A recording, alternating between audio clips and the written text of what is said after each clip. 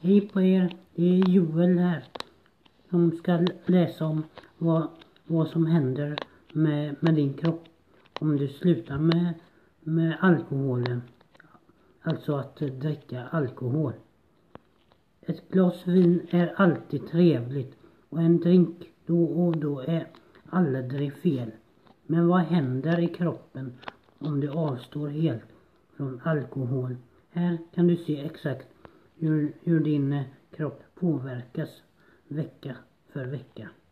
Efter en vecka utan alkohol, du sover bättre.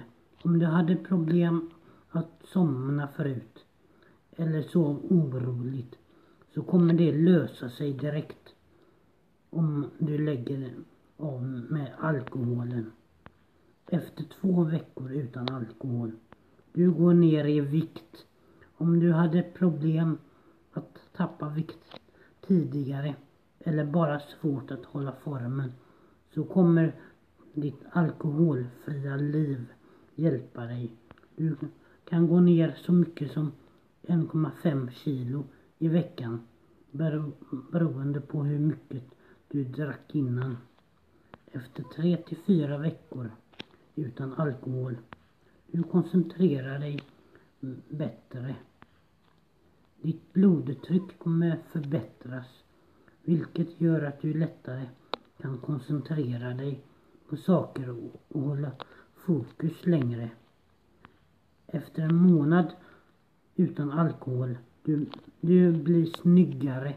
Ett liv utan sprit gör dig bara smalare och mer fokuserad. Du blir snyggare också. Du får bättre hy, bättre hår och blir mer attraktiv överlag. Efter 3 månader utan alkohol, du får mer energi. Om du förut hade problem med att hålla igång en hel arbetsdag, så kan alkoholfritt vara lösningen. Du blir mycket mer effektiv hela dagen om du lägger av med alkoholen. Kan vara värt att tänka på ikväll när du tar det första vinglaset. Ja, så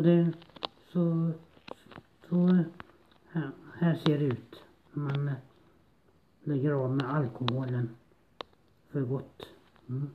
Så det var allt från mig, Joel Davidsson. Hej då!